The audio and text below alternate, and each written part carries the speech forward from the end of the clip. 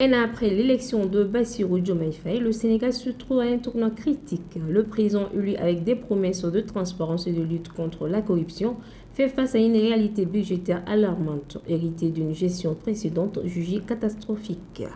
La dette publique frôle les 100% du PIB, laissant le nouveau gouvernement dans une position délicate, contraint de prendre des mesures impopulaires pour rétablir l'équilibre. Les attentes de la population sont immenses. Les promesses d'amélioration des conditions de vie et de création d'emplois se heurtent à un mécontentement grandissant alimenté par des grèves imminentes dans plusieurs secteurs. Les analystes soulignent que la nécessité de rétablir l'équilibre budgétaire obligera le gouvernement à prendre des mesures difficiles.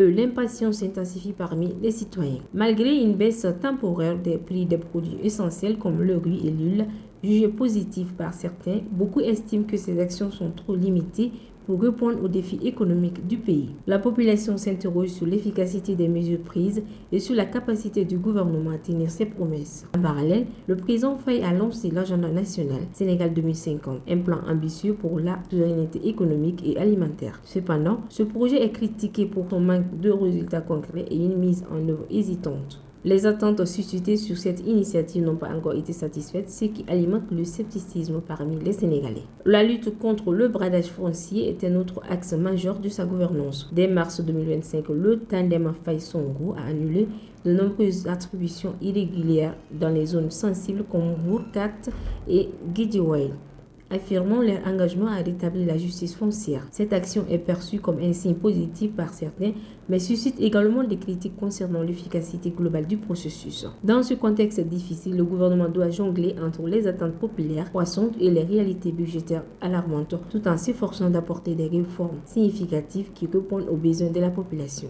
La réussite ou l'échec de cette gouvernance déterminera l'avenir politique du Sénégal et la confiance que les citoyens placent dans leurs dirigeants.